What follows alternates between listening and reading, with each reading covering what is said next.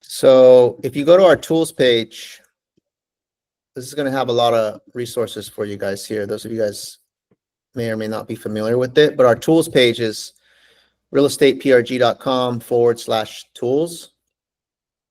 And so it has a lot of resources here, like some of the names and phone numbers for our leadership team, our operations team, our lenders, team resources. So if you go here to team resources, all of these are shortcut links. And so if you look at, there's an EXP section here.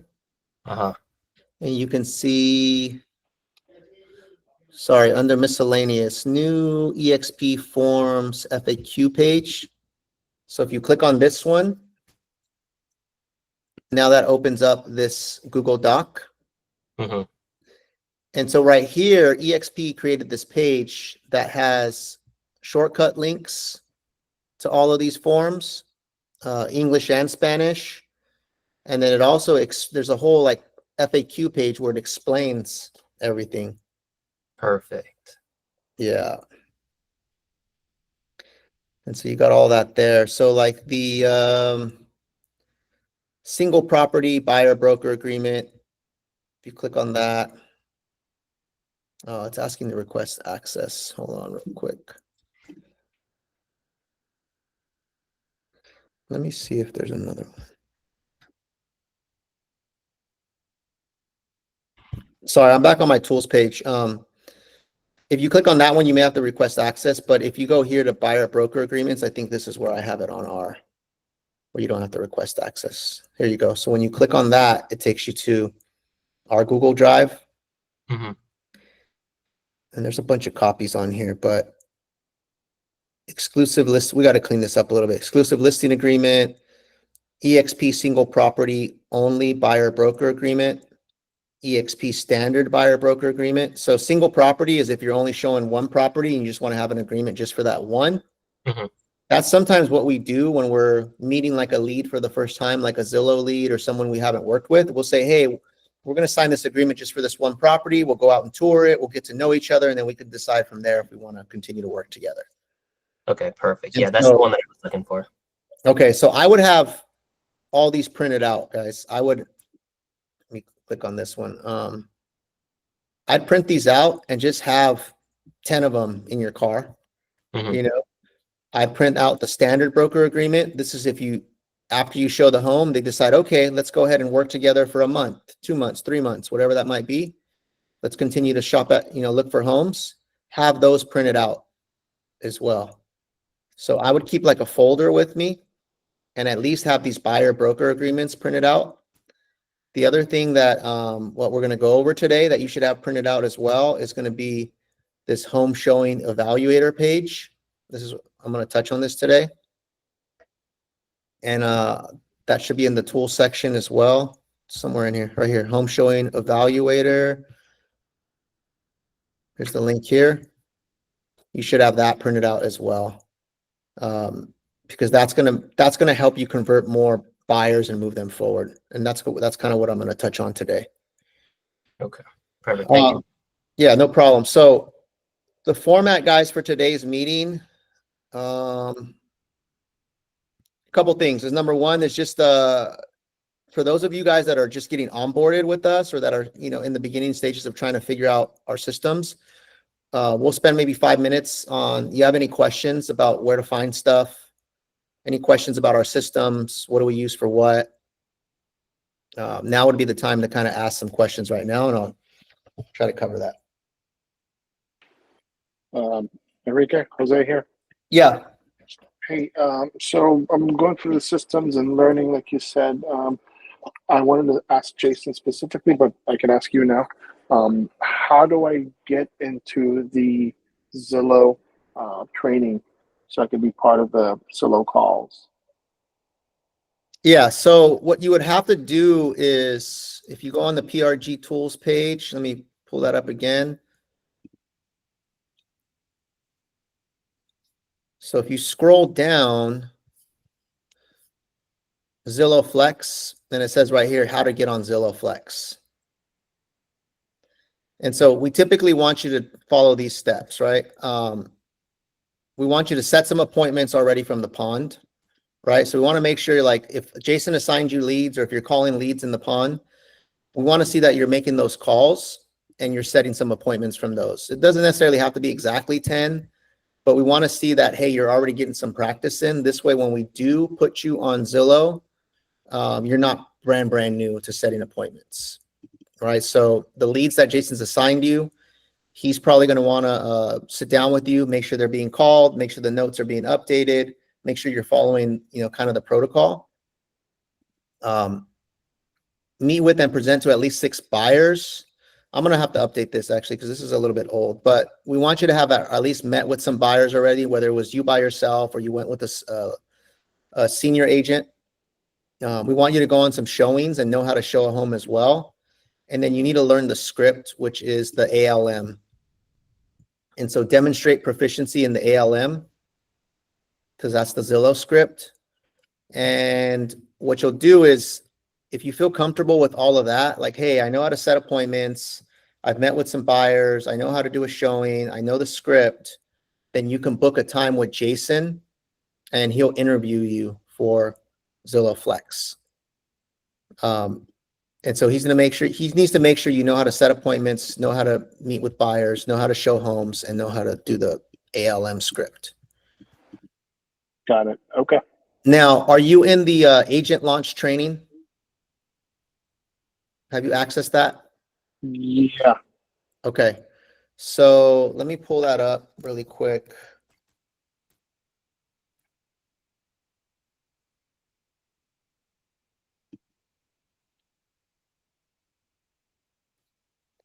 So all of you guys who are with us should have got access to agent launch. And so I'm going to go ahead and log in really quick.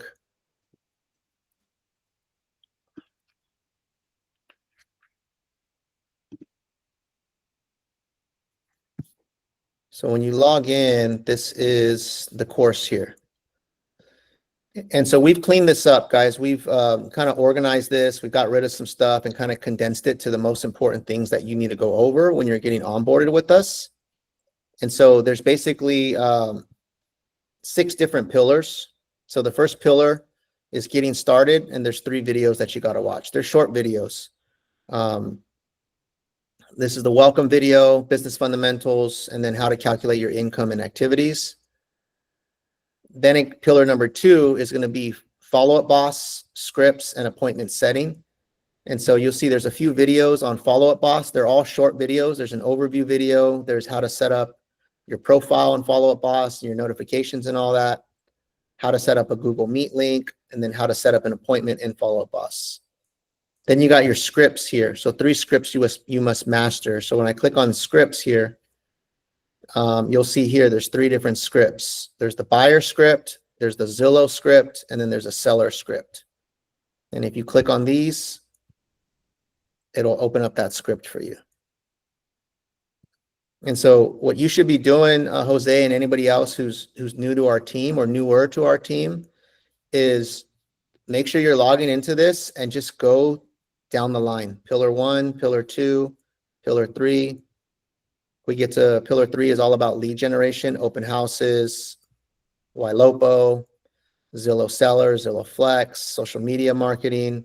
Pillar 4 is all about your consultation. So how to show homes the way we do it, how to do a buyer presentation, how to do a listing presentation. And then pillar 5 is once you get a deal in contract, how do you submit that deal to our admin team?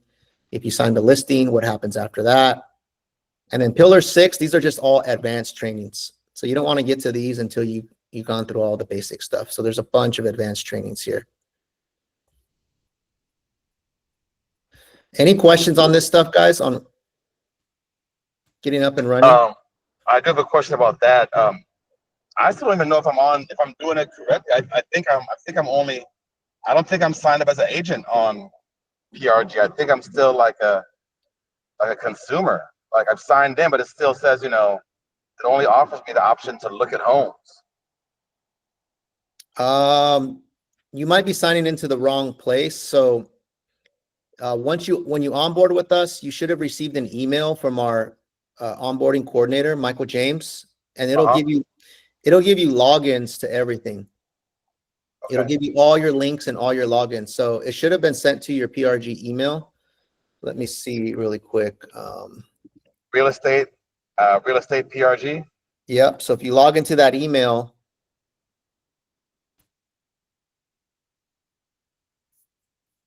you should have received, and if you need us to resend it, we can resend that to you. Let's try that. Let's try to resend it just because it might be lost or maybe the luck's expired by now. But yeah. So I'm looking here at Follow Up Boss because we manage everything through Follow Up Boss. So our admin, Michael James, I know he sent you some emails trying to confirm your headshot, which we got done today. But if you look at this email here, everybody who's been onboarded with us should have received this email. Welcome to PRG. Oh, yeah, I got that one. Yeah. Now, if you look here, these are all your logins right here. So Okay. key resources and logins. So how to access your email, how to access your marketing kit, how to access the training agent launch, how to access Slack, Follow Up Boss, tools page, right? So what you got to do is you got to click on this agent launch training, and then you got to log in, and there's your username and password. Yeah, but if sounds good. Yeah, if you have any trouble, just contact me directly. Yeah. And I can help walk you through it. Okay. One more question. I didn't realize we had a Zillow thing like Zillow Flex. I just through research, I found something called preferred agents, like a free Zillow preferred agent. It's like, you can be listed on Zillow for free or something like that. So I signed up for that. Yeah. So Zillow Premier Agent. Yeah. So Zillow Premier. There you go. Yeah. You got to you will create your profile there. And then once you're created, then you can interview to get Zillow leads with our team.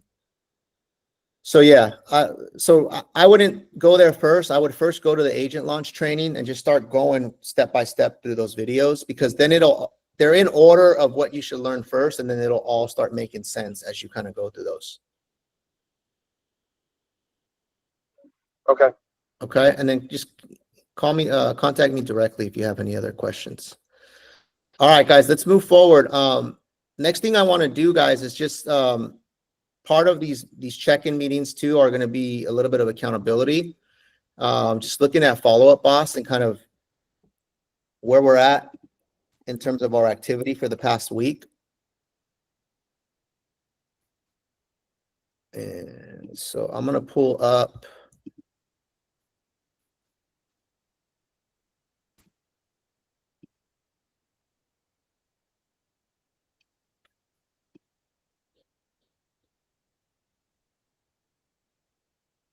agent leaderboard is one thing I'm going to pull up, and then you can also just look at calls. This is another report that you could pull up just by calls. So if I go to reporting and then I click on calls right here, I'm going to pull up this page. I mean, right now you guys can see the whole team. You guys will probably just see yours. But one of the most important things that we're looking at, guys, is, and how you can keep track of your activity, is going to be conversations right here. All right, so I'm going to use Adrian as an example. This is last week. I show 75 calls that he made. 11 were connected, calls lasting 1 minute or more. And then conversations are any calls lasting 2 minutes or more. So he had 10 this past week. Right, so there was some people he talked to, but the call only lasted less than a minute. 11 of those, and then there were 10 of them that lasted over 2 minutes, right? The 2-minute conversations, guys, is really where the gold is at. If you're keeping people on the phone for at least 2 minutes,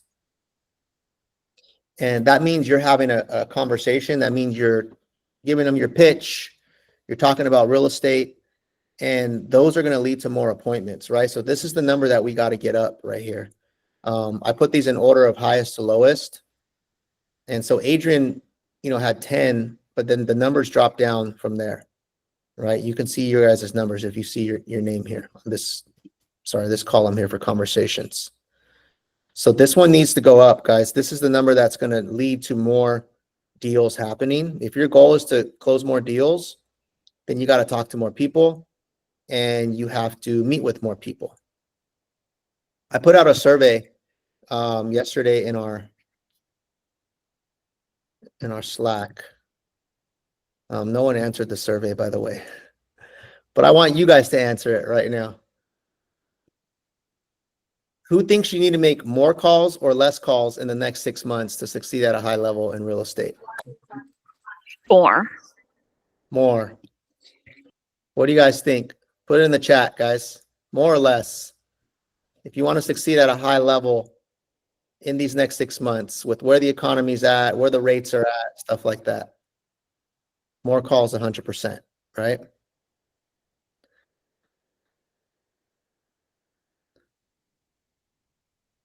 Give me a thumbs up if you think it's more. Give me a thumbs down if you think it's less. Okay, good. Just want to make sure we're on the same page. How many calls on average do you think you make a day? So put that in the chat, guys. I want to hear from you guys. On average, how many calls do you think you make a day?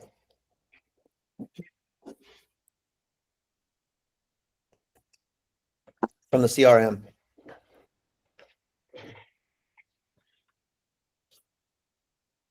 Five to six, 30. I need to do more. Okay. Let me open up this chat here. 15 to 22. Okay. I will make a bunch of calls, but they all go to voicemail. Like they rarely get answered. So I really don't count them unless I speak to somebody. Okay.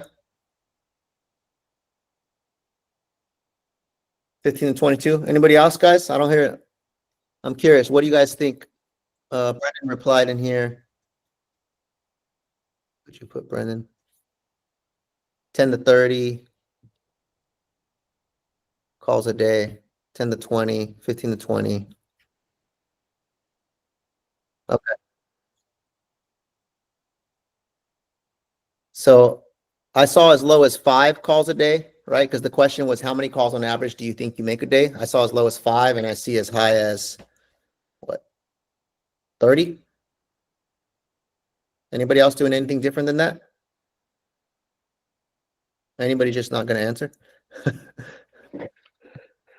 How many 2-minute conversations per week must you have to succeed at a high level, guys? What's that number?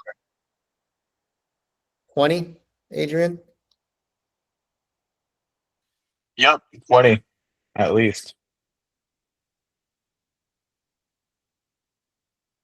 Okay. So I asked you guys that stuff, right? Because I want to see what you guys think. And then I want to show you what's really happening, right? That's the important thing. So if I look at in the last 30 days,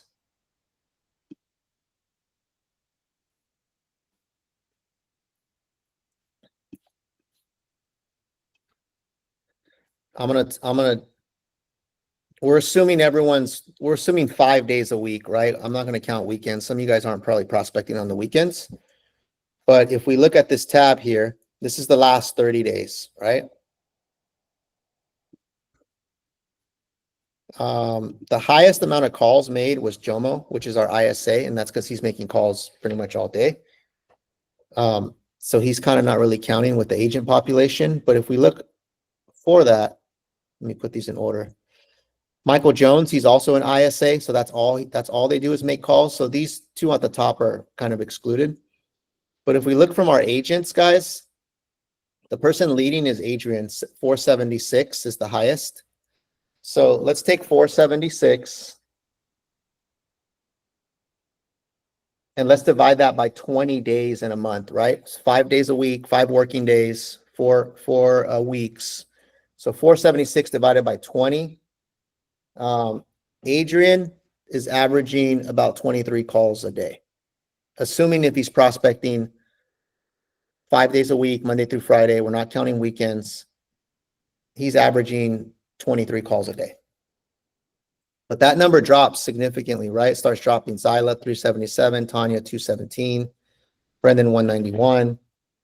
So I'm gonna pick on Brendan That's okay. So Brendan divided 191 divided by 20, 9.55 average calls a day, right? You know, so this is the number that's important, guys, to look at, right? Where are you at? So take your number, whatever you see here. You guys can see your name. This is the last 30 days. And divide that by 20. And that's how many people you guys are calling per day on average. Conversations, right? If the number of conversations needs to be 2-minute conversations should be 20. Let me put this in order of highest to lowest. Adrian, you had 42 in the last 30 days. 42 conversations lasting over 2 minutes. So if I go 42 divided by 20, you're averaging about 2 conversations a day lasting over 2 minutes, right? Yeah. Now, if you wanted to hit 20 a week, what should that number be per day? 20 a week. That means you should do at least 4 Four a day. Yeah, 4 a day, Yeah. 5 days a So week. double. So you double that. Yeah. Or maybe you're only prospecting 4 days a week, guys. There's nothing wrong with that either, right? Like, hey, I prospect Monday, Tuesday. I take Wednesday off. I prospect Thursday, Friday. I'm doing mine over 4 days a week. So if I want to hit 20, that means I need to be talking to 5 people a day, you know, times 4 days a week. That's 20 a week. Having conversations, right? 2-minute conversations. But based off what you guys are saying, right? How many calls you should be making a week, you know, conversations you should have a week. We can see these numbers are significantly lower, right? And so I'm not here to put anybody down, anything like that, but I am here to remind you guys of what it takes, right? Of what it's going to take to succeed at a high level. So if you want to consistently get, you know, 1 to 2 deals in contract every single month, which would give you a significant income, right? Multiple 6 figures a year. These numbers need to go up, right? And so here's my challenge to you guys is what can you commit to next week, right? By the end of next week, how many conversations, 2-minute conversations, are you willing to commit to?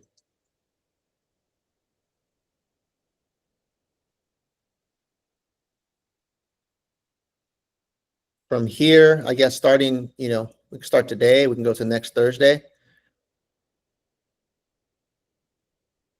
That would have given you Thursday, Friday, Monday, Tuesday, Wednesday, and Thursday, right? Basically 6 days a week. How many can you commit to, guys? That's the number I'm looking for. Please write that number in the chat.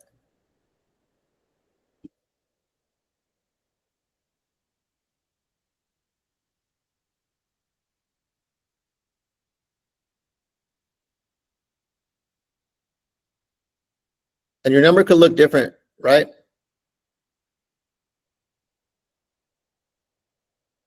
Shooting for 20. There you go. It doesn't have to be someone else's number, right? You can have a bigger goal than somebody else, right? Someone may be fine with getting 1 deal in contract. Someone might need to say, hey, I need 2 to 3 deals in contract because I got big, lofty goals. You know, I got things I want to do. And so you don't have to have the same goal as somebody else, but you should have a goal, right? You should have a standard for yourself.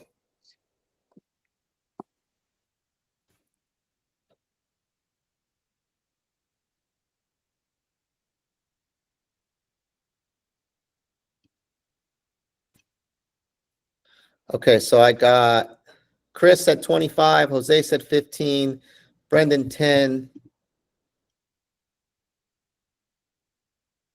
So I should have 1, 2, 3, 4, 5, 6, 7, 8, 9, 10, 11, 12. I should have 13 responses. You guys are all here on training. So far I got Chris, Jose, Brendan, Mark, Micho, Dev, Vicky, Mai, Amaya, Magali, What's your number? Onaje, throw it in the chat. 5, 10, 15, and 20. My 8.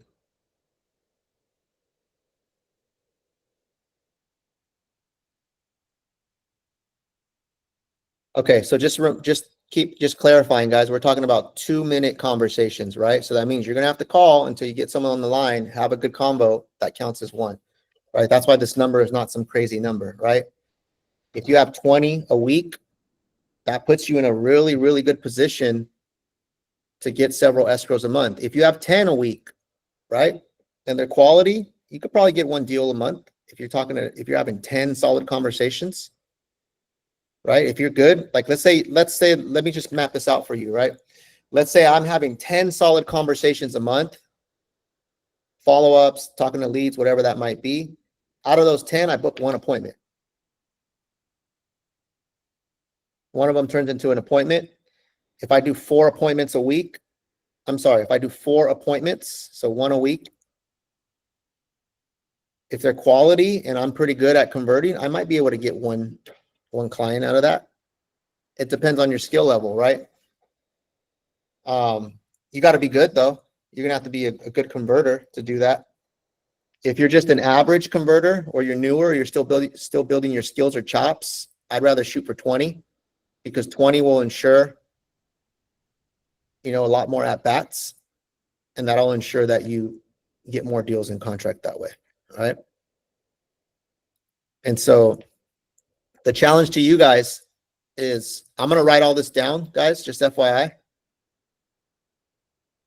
And then next week, this is the number we're going to hold you accountable to. Whatever number you put down. Not my number, your number. So let me copy this and paste this somewhere.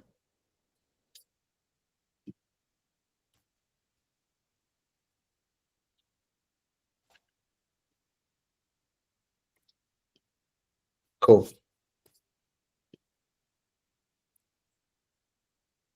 All right. That's the accountability portion, guys, right now. It's just holding you guys accountable to what is your goal, what's the conversation goal, what's going to happen within the next 7 days, right? When we meet again, when we check in next week, where are you at? Hey, I said I was going to talk to 15 people. I talked to 20. Psh, phenomenal. Hey, I said I was going to talk to 10. I only talked to 8. Okay, well, you got close, right? Hey, I said I was on the hard part is I said I was going to talk to 10 and I only talked to 3. There's a big disconnect right there, right? So I'm not looking for perfection. We're looking for progress. Give me some feedback, guys. Unmute yourself really quick. Do you think this can help you guys keep that target in front of you if we have check-ins like this? I do. I think it's really helpful. Okay. Excellent. Anybody else? Is anybody scared to be held accountable? That's okay too. I got a question. Like a lot of the leads that I have, most of them are just like WhatsApp, email, or no phone numbers, only emails, or there's notes in there that say, client hung up, does not want to be talked to. So, I've called them and I've sent them emails and things like that. But does that sound correct? Should I have a lot of people that don't have phone numbers and that are like, don't call me back? Should I be calling them again? Or should I, like, how many times can I call these people before I should, before I'm out of people to call? Great question. Deb, can you help him? What advice would you give on Najee? Sorry, are you unmuted? I can't hear you.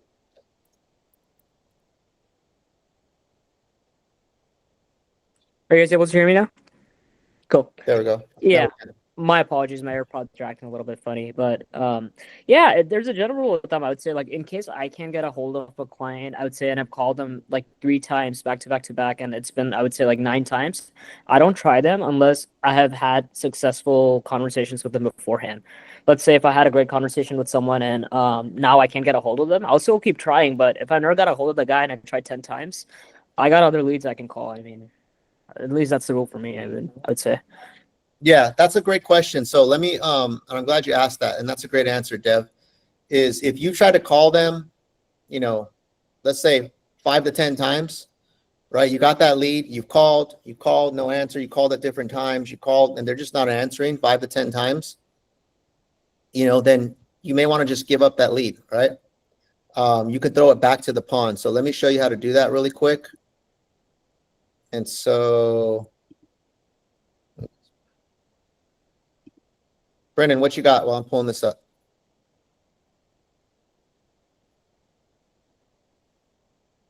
Yeah, so I created a couple of smart lists to kind of deal with that a little bit. I just have it fewer than 10 calls and fewer than 20 calls to make sure that I'm hitting, the calls that are, people I haven't called as much. And once, they peak out of that 20 calls, they're not as in my cycle as often. And then, I can return them to the return lead pond. Yeah, I think the magic number is 10, guys. That's the number we kind of came up with, is 10, over a week or two. Like, hey, I've tried this guy. I've called in the morning. I've called in the afternoon. I've texted as well. They're just not responsive. Then you at least can say, hey, I did everything I can to try to get a hold of this person. They're not responding.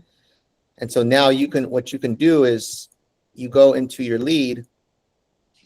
And then right here where it says like agent assigned right here, a Najee would say it's assigned to you. You can go to return lead pawn. So if I click on return lead pawn, I click the check mark. Now what that does is it reassigns it back to our lead pawn. And now that gets it out of your pile. Right.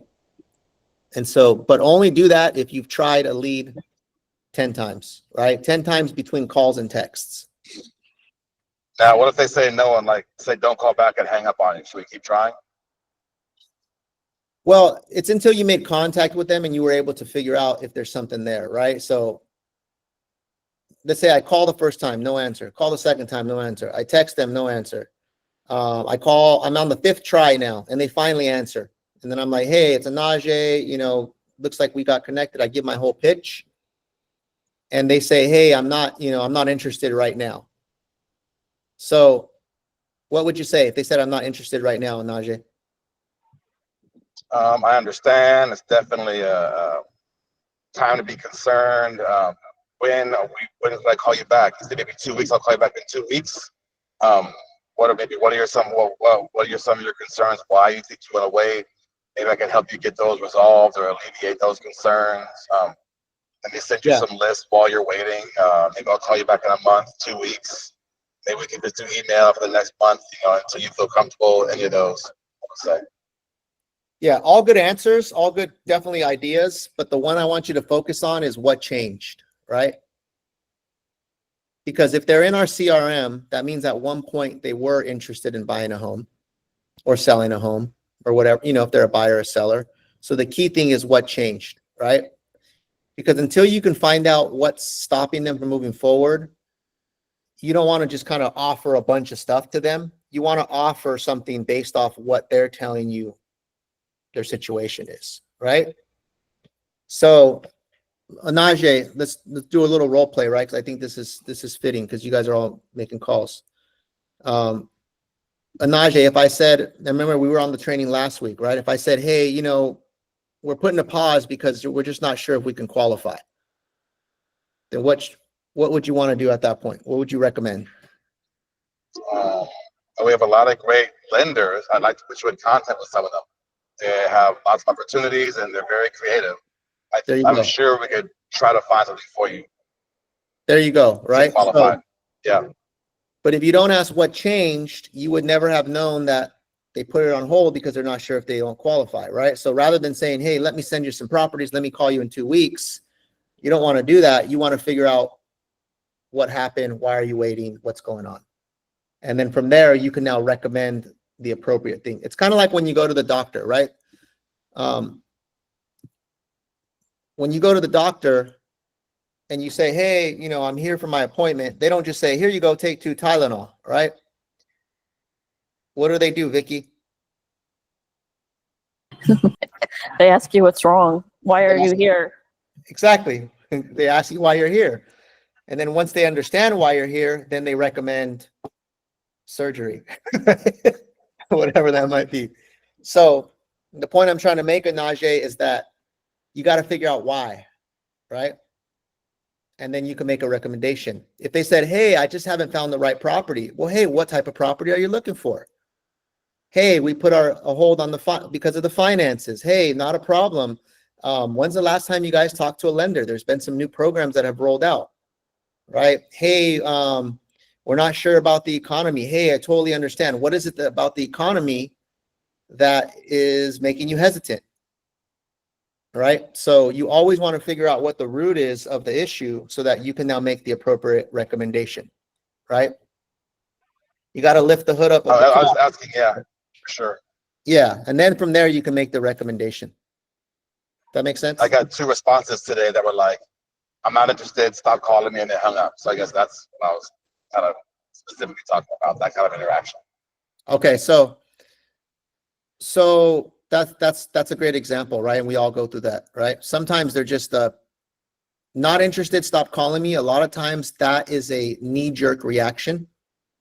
And so you could play that 2 ways. You can say, okay, anybody who says not interested, don't call me. I'm just going to give up, throw my hands up. You can take that approach, which if you do, you're not going to get very far in sales, right? Or you can say, hey, I totally understand. Maybe I caught you at the wrong time.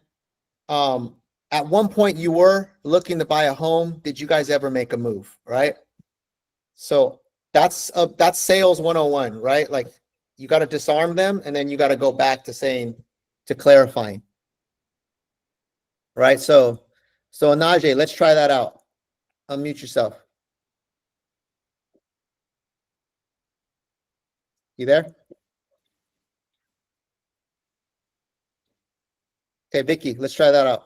I think. I'm sorry, am I the client or are you the client? There you are. No, I'm the client, right? I'm gonna tell you. So Anaje, hey, thanks for calling, man. I'm not interested. Can you guys please stop calling?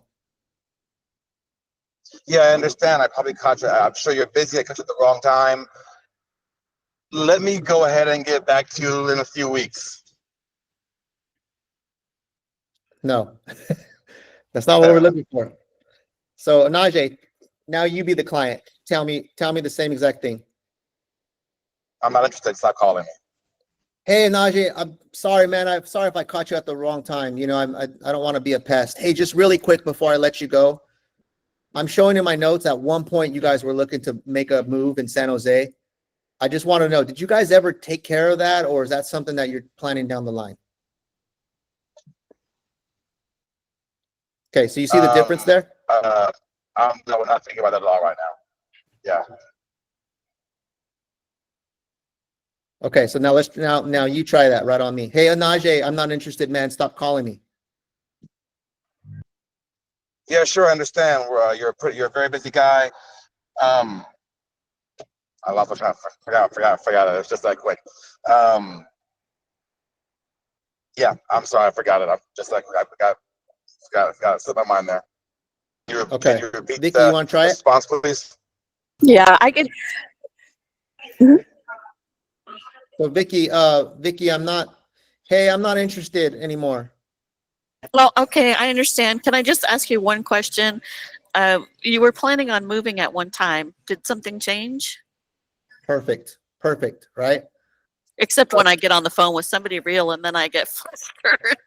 But see, that's the thing is you got to have that confidence and conviction, right? Because if you sound scared, then they're going to walk all over you. So when someone throws an objection at you, acknowledge their objection, right? Hey, I totally understand you're not interested right now. I don't want to be a pest, or I hope I didn't catch you at the wrong time. And then I always say really quick. When I say the words really quick, it's a strategy to let them know, hey, we're going to end the call soon. It's my way of kind of weaseling my way in, right? Hey, really quick before I let you go. At one point, you guys were looking to make a move. I see here in San Jose. Did you guys ever do that? So now it went from like not interested to like, hey, I totally understand. Let me slip this line in real quick and see if I can get some more info from you. Because then at that point, they might go, yeah, we were, but we put a couple offers and we got outbidded. Now there's something you can talk about, right? Oh, okay. Hey, I totally understand. I know what that's like. Have you guys noticed, prices are actually dropping right now, or there's more inventory right now, stuff like that. And so now you're having now you took someone from not interested to figuring out what happened And then now you're able to continue that conversation, right? Who wants to try that with me really quick? I'm going to call on somebody. Jose, I'm going to call on you, brother. Ring, ring. Okay. Jose, I'm not interested, man. Yeah, you could take me off your list. Oh, okay. No, I totally understand, Enrique. Real quick though, I do see in the notes that at some point you were interested in relocating or purchasing in San Jose. Can I ask you what changed? Perfect. Yeah, right. That's exactly what you want to do, right? Good job, Jose. Right? You didn't Thank you. You didn't get flustered, nothing like that. You just said, "Hey, I totally understand, but hey, in my notes, this is what it says." You know what And happened. like I think like Vicky said too, like it's all nice and dandy until you get in front of somebody. And same thing happened to me yesterday. I got cornered and I called a lead and she said, financial problems, or she had medical expenses. And so I got cornered into, oh, okay, well, basically, can we just keep you in a drip campaign? But yeah, I guess practice makes better. Yes. No, and that happens, right? Like we're on the phone that, we get, now you're in the real battle. And then sometimes you get a little flustered or all of a sudden you forgot the script or like what I'm supposed to say. That happens all the time, right? So the more you do it, the more it's going to become natural. But what you guys got to remember is these are just people, just like you and I. These are people who have issues, who have their own personal stuff going on, who deal with the everyday struggles of life. The worst thing that they can do is yell at you and hang up on you, right? That's the worst thing that they can do. And so don't personalize it. Don't take it personal. And you also have to have the conviction in your heart that I'm the best freaking real estate agent and we're the best team out there. So I'm just trying to help you out, right? And so if you have that sort of confidence, right, then channel that and deliver that message that way, right? Because a lot of times people will just say not interested, and that's just the default knee-jerk reaction just to hang up. But then some of my best clients came from a not interested. And then once I peeled the onion back, I realized they had a certain issue, and then I was able to offer some solutions. And then next thing you know, we're meeting for an appointment, and now we're closing a deal, right? So expect that going in already, guys. Okay. We got about 12 minutes. I want to talk about something right now. And this is how to get a couple strategies on how to get your buyers to move forward. We touched on it at the sales meeting on Tuesday, but I want to reiterate this again because I don't know if everybody is using this. And it's going to be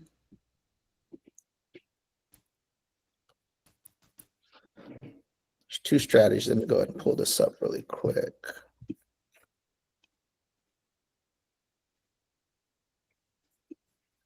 One quick second.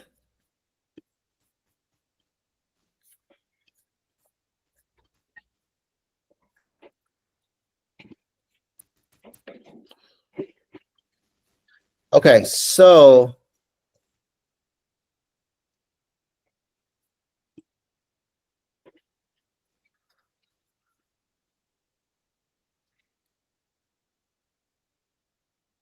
who has seen, where is it at?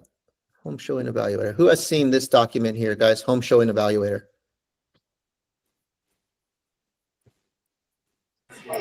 Just today. I saw it today. Okay, so let me talk about this home showing evaluator and why it's important, right? When you're out there showing homes and meeting with clients. It's very, very simple document, guys, but it's highly, highly effective at reiterating what people want and then grading the properties against that, against their must-haves, right? So the basis of this document is you always want to know what the top 5 must-haves are. And this document you should have printed out anytime you go show a home. You want to print these out, have them in your car, have them ready, and use this. It's a system and a strategy to get people to move forward, right? And so what I do is when I go out there and I'm going to show a home, I'm going to say, hey, Mr. Client, thanks for showing up today. Hey, we're going to go ahead and take a look at this home. Before we look at this home, let me tell you about how I show homes, because I think it's going to be, I want to make sure that our time spent today is effective and efficient. And so what we do is we have this thing called the home showing evaluator. And what I want to do, first of all, is I just want to understand what your top 5 must-haves are, right? What's important to you when buying a home? If you had to pick 5 things where, hey, if we can find all five of these things, up to 5, then you would want to move forward and try to purchase a home. What's it going to be, right? And so they're usually going to say, okay, well, my budget, right? Hey, the budget has to be under $1 million. Okay, great. So I'm going to write that on there. And I'm writing this in front of them. Okay, under $1 million. Okay, how about maybe beds and baths? What's the minimum you need? 4 beds, 2 baths. Okay, is there any features of the home that you must have in order to move forward? Yeah, I want to make sure it's good schools, right? Anything else that's on your wish list, that you need to make sure we have in the home that you choose to buy. And they might say, hey, remodeled kitchen or big backyard or swimming pool, whatever it might be. And so what you're doing in that process is you're getting them to tell you what it's going to take for them to make an offer. That's the whole point of this document here. Very, very simple. But when you follow it, you now get them to verbalize, this is what it's going to take to make an offer.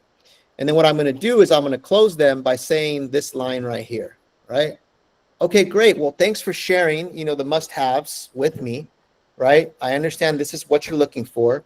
Now, if we were to find you a home that matched all of these 5 things, would you guys then be ready to discuss writing an offer and seeing what it would take to get that home?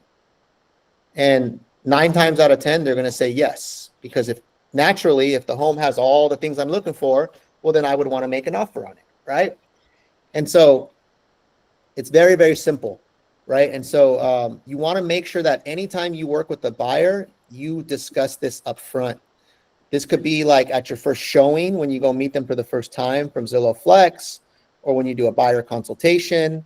You want to have this document, and you want to go through this process of must-haves, right? If for some reason you don't have this document on you, maybe you forgot to print it out. Number one is always be prepared, always have it with you. But if for some reason you don't have it, make sure you write this information down somewhere, right? Take out a piece of paper, put it in your phone, whatever it might be. Take notes in front of them so they can see you're taking notes, and then repeat it back to them. This is what you must have. Is that correct? Yep. Okay, so if we find this home that matches all your criteria, checks off all the boxes, it sounds like you guys would want to move forward and kind of discuss what writing an offer would look like. Correct? They give you the thumbs up. Okay, great. So now let's go to the second part of this document, Mr. Client. What we do is now what we're going to do is anytime we look at a home, so today we're looking at 123 Main Street. Maybe we go 2 or 2 more homes after this. What we want to give it is a score from 1 through 7. And we want to use that based off what you're looking for, based off the top 5 must-haves. So 123 Main Street, after we look at this home, we're going to give it a score 1 through 7. Anything 1 through 4, that means it didn't really check off any of the boxes. This is a loser. We don't want to move forward. Anything that's like a 5, 6, or a 7, that means, hey, this hit most of our criteria, and this is something that we'd want to consider. 7s are going to be hard to find, and I tell them this. 7s are hard to find because 7s are typically like your dream home, meaning custom built, has every single thing that you want. They're kind of the unicorn, so we rarely see 7s unless you built the home yourself. But we may see a lot of 4s, 5s, and 6s. If it's a 4, we probably want to stay away. If it's a 5 or a 6, that means it probably meets most of your expectations and hits most of these top 5 must-haves. And those are the ones we should focus on and, look at what writing an offer would be, right? And so you want to do this exercise every time you show a home, because then at the end of that showing, now you're doing the scoring. And then you want to write some notes down, hey, right? So let's say we looked at 123 Main Street. Okay, Mr. Customer, we're done with the showing. On a score of 1 through 7, what would you give this home? 5 or 6 means like it checks off a lot of the boxes. 7 is like, this is your dream home. 1 through 4, it probably just doesn't really meet your criteria. What would you give it? And a lot of times they're going to say a 5, they're going to say a 6, they might say a 4. And so you want to write that number there. And then you want to write the notes. Okay, if it's out of 4, what would you change about this home to make it a 5, 6, or a 7? Well, if it had 1 more bedroom, then I'd probably give it a 5 or a 6. Or you know what? If the backyard was a little bit bigger, it'd be a 5 or a 6. And you want to write that down right here in the notes section.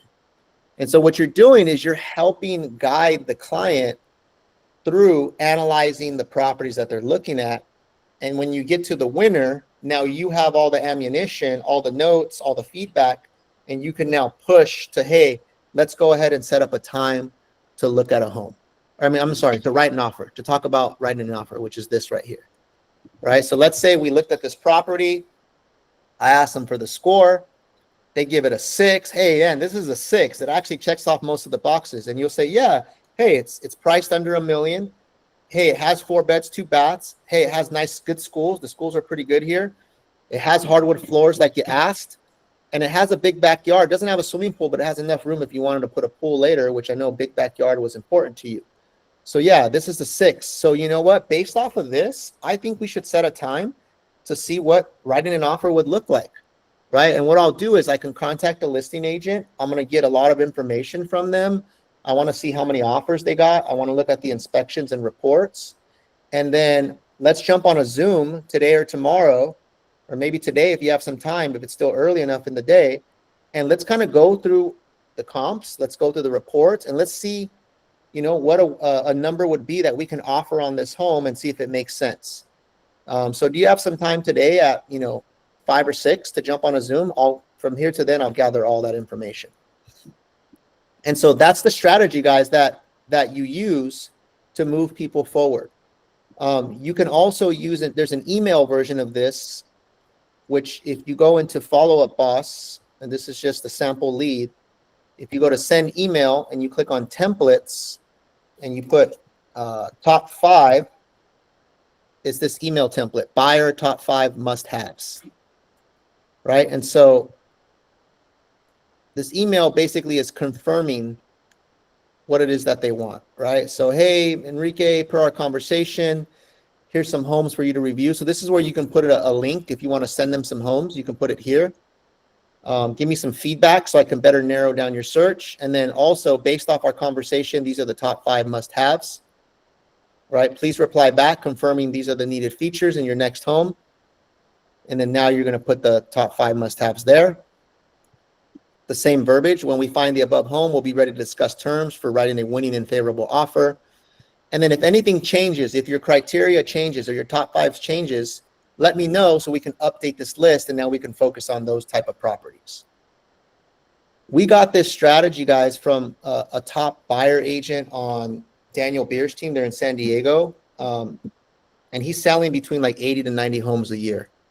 And he's like, this is what I use every single time. And he goes, I'm avoiding showing a ton of homes because what I do is this also helps me eliminate homes that we don't need to look at. So let's say, who's ran into this before, guys, where a client tells you they want something and then they send you a home saying, hey, can we go look at this home? And it's completely like a different home than what we talked about. Different criteria, different city, different price point. Anybody ever run into that? Right? Brendan, you ran into that before? Yeah, so what should you do in that circumstance, guys?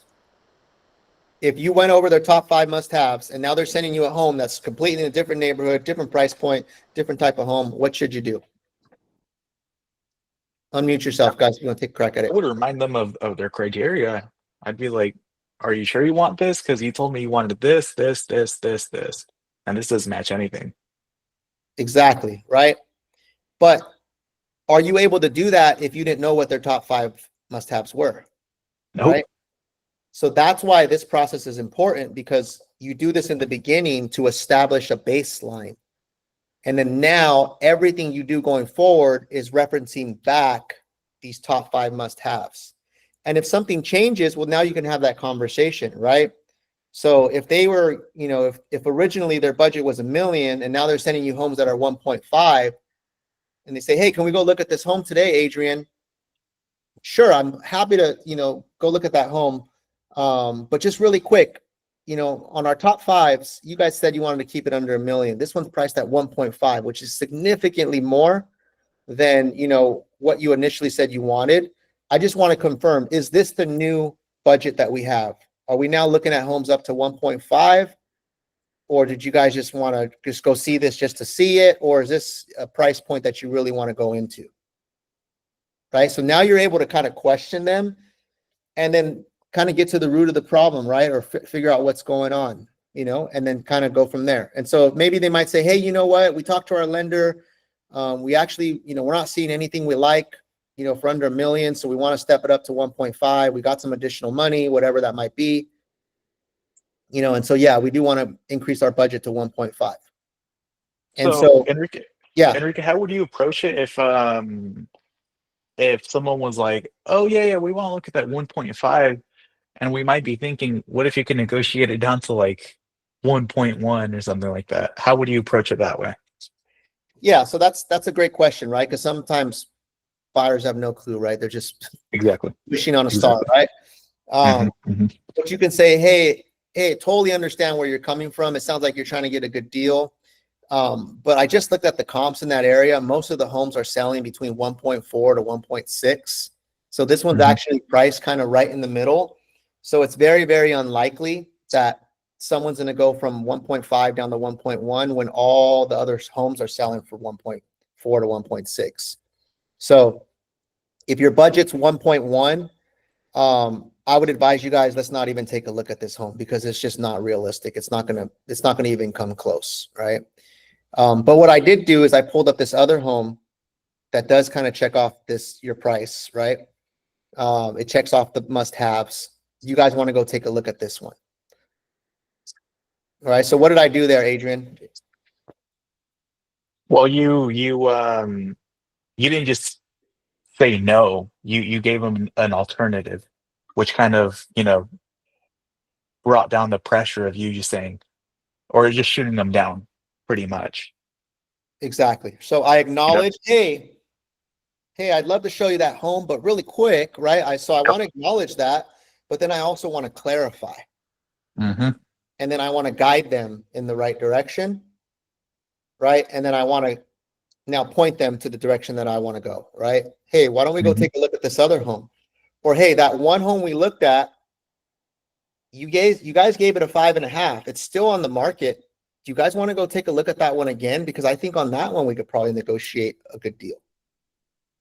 And because I have my notes and I have my evaluator and I have the one that they liked, and then I can reiterate, hey, that one's priced at 1.1. It has the schools that you want. It has the 4 beds. It has the backyard. It has all your criteria on there, and it's still on the market, which means we might even be able to get the price a little bit lower or negotiate some favorable terms. I think we should try to, you know, take a crack at that one. Are you guys okay with that? So what am I doing there, Adrian? Yeah, so pretty much what you're doing is well, you're acknowledging them, and then you're throwing out an alternative. Exactly. Throw out an alternative, right? But do you see how I brought back the top 5 must-haves? Right? That's the key part of it, is I brought back up, hey, remember? So this is now my ammunition that I'm going to use to get them from outer space and back down to reality, right?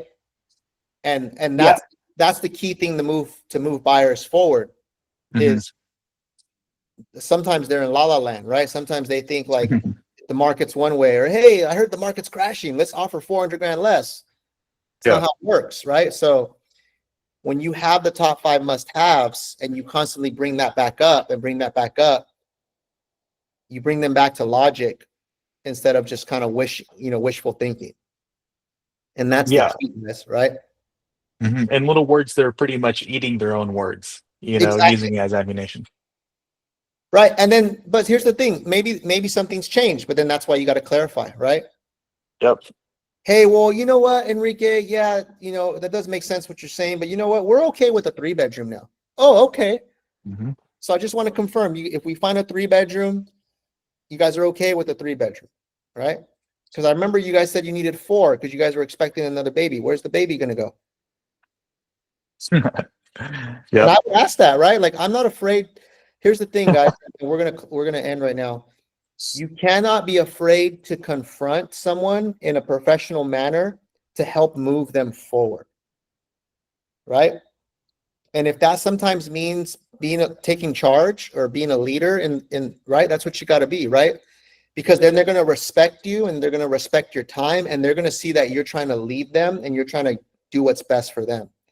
Right. And so you're not just trying to sell them any house. You're trying to help them figure out what's the best house for them based off the conversation you had. So by me saying, hey, well, I thought when we talked, you know, you and your wife said you guys absolutely needed 4 bedrooms, right? Because you guys are expecting another baby. You wanted a home office. I just want to make sure. I wouldn't want you guys to get into a home and then you regret it later. So where would the office or where would the baby go? I'm not afraid to do that. And you can't be afraid to do that, because if you do, they're just going to walk all over you every time. They're going to have you looking at 20 different houses every weekend, and they're not going to buy any of them, right? And a lot of us have been down that road. That's not the road we want to go down. Okay, really quick, guys, and we'll end with this. What's your everybody unmute yourself really quick. What's your takeaway? What stood out to you today? Vicky, what stood out to you from today's training? Process, having a plan, being ready, being prepared. Mm-hmm. Jose, what stood out to you?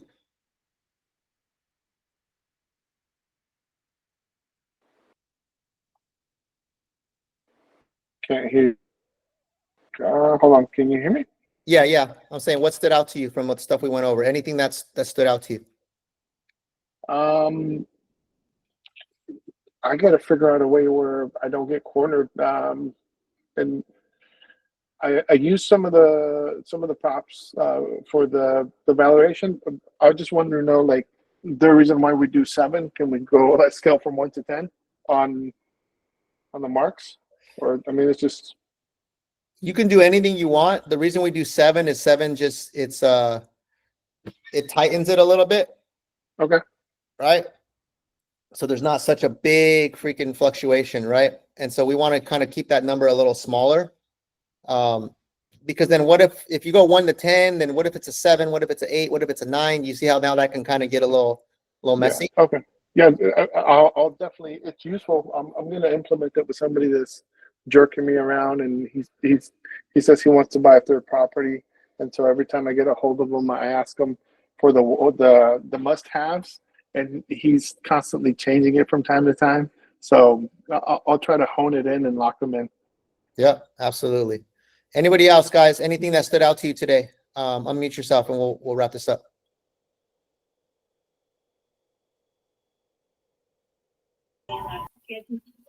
I'd say tracking my numbers and holding myself accountable to them. To your conversations, your weekly activities. Yeah, like making sure, like if I know I need to have the 22-minute conversations, that I'm actually looking at what I'm doing on a daily basis to keep myself accountable. Yeah, absolutely. Right. Like any game we're playing, if there's no scoreboard and we're not looking at the scoreboard, how do you know you're winning the game? Right. And so absolutely. That's why tracking is extremely important, to any goal. Right. But especially in our business, right? Because a lot of times we can feel like we did a lot of stuff and we, a lot of busy work, but did we move the needle forward? Right. So you got to figure out, what score am I keeping? Right. What's the scoreboard that I'm looking at? Because there has to be a scoreboard. Right. You're not just going to make a lot of money and close a lot of sales by winging it, right? So that gives you power, guys, to make decisions and make tweaks in your business. That's all I got today, guys. I appreciate you guys' patience. Thanks for sticking on. Hope you guys got some takeaways today. We'll keep doing stuff like this, guys, every week. And let me know if you need anything. Reach out to me. See you guys later.